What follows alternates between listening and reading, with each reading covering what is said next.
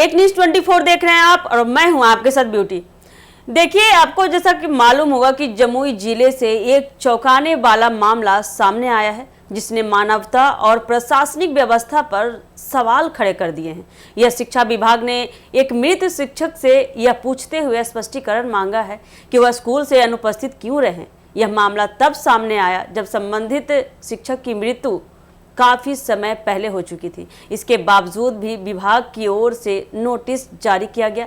यह लापरवाही न केवल सिस्टम की संवेदनहीनता को दिखाती है बल्कि बता दें कि विभागीय कार्य प्रणाली की गंभीर खामियों को भी उजागर करती है। यह मामला अब चर्चा का विषय बन गया है। जी हाँ, आइए आपको आगे विस्तार से बताते हैं कि आखिर पूरा मामला है क्या। यह मामला बिहार के जमुई जिले के सोनो प्रखंड स्थित उत्क्रमित मध्य विद्यालय मानधाता के शिक्षक अजीत कुमार मेहता से जुड़ा हुआ है। बता दें कि विभाग की ओर से जारी प्रशिक्षण सूची में उनका नाम शामिल था और बाद में अनुपस्थिति पर चेतावनी पत्र भेजा गया कि यदि 48 घंटे के भीतर स्पष्टीकरण नहीं दिया गया तो प्रशिक्षण पर हुई खर्च की राशि वेतन से वसूल की जाएगी। यह जानते हुए भी कि उक्त शिक्षक का निधन 3 महीने पहले ही हो चुका है, विभाग की ओर से उन्हें चेतावनी जारी करना यह दर्शाता है कि रिकॉर्ड अपडेट करने की प्रक्रिया कितनी धीमी, अव्यवस्थित और लापरवाह है। यह पहली बार नहीं हो रहा है जब ऐसा हुआ हो।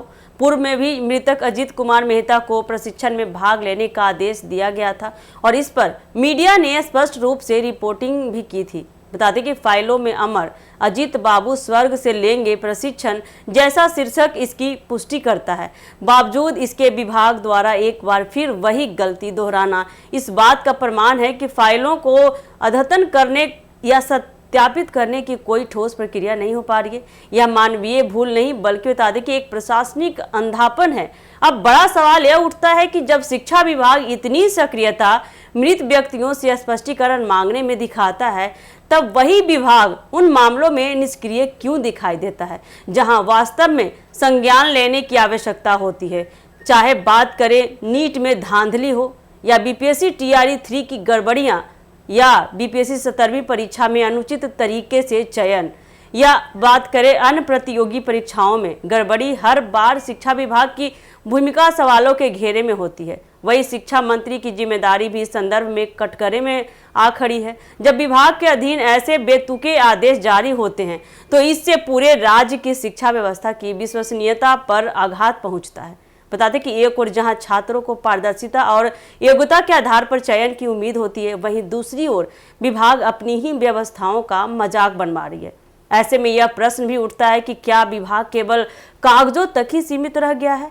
क्या मानवीय संवेदना और प्रशासनिक उत्तरदायित्व समाप्त हो चुके हैं? इस तरह की घटनाओं से न केवल विभाग की कार्यशैली पर प्रश्न चिन्ह लगता है बल्कि बता दें कि पूरे समाज में प्रशासनिक व्यवस्था को लेकर अविश्वास भी बढ़ता जा रहा है। यह आश्चर्यजनक है कि विभाग ने मीडिया द्वारा पहली बार गलती उजागर करने के बाद भी रिकॉर्ड अपडेट करने की आवश्यकता नहीं समझी। इससे यह स्पष्ट होता है कि जवाबदेही नाम की कोई अवधारणा विभाग में बची नहीं है। बुद्धिजीवियों का यह कहना भी है कि बिल्कुल सही प्रतीत होता है कि सरकारी फाइलों में लोग अमर हो जाते हैं। मृतक को जीवित समझकर आदेश जारी करना केवल मजाक नहीं बल्कि उस शिक्षक के परिवार के लिए गहरे दुख और पीड़ा का कारण भी है।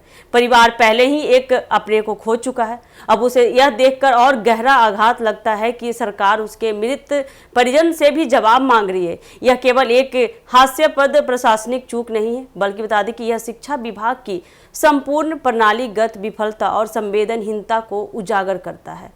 अंततः यह कहना आवश्यक है कि यह केवल एक गलती नहीं है, यह शिक्षा व्यवस्था की नींव में फैली गलतियों का प्रतीक है। जब तक जिम्मेदार अधिकारियों पर कार्रवाई नहीं होती है, जब तक रिकॉर्ड प्रबंधन की व्यवस्था को तकनीकी रूप से सशक्त नहीं किया जाता है और जब तक संवेदनशीलता को प्रशासकीय संस्कृति में शामिल नहीं किया जाता है, तब तक ऐसे हास्यास्पद और अमानवीय घटनाएं दोहराई जाती रहेंगी। इस घटना को महज मजाक में नहीं लिया जाना चाहिए बल्कि इसे एक चेतावनी की तरह देखा जाना चाहिए कि यदि हम अब भी नहीं चेते तो भविष्य में शिक्षा विभाग की विश्वसनीयता और संवेदनशीलता पूरी तरीके से समाप्त हो जाएगी।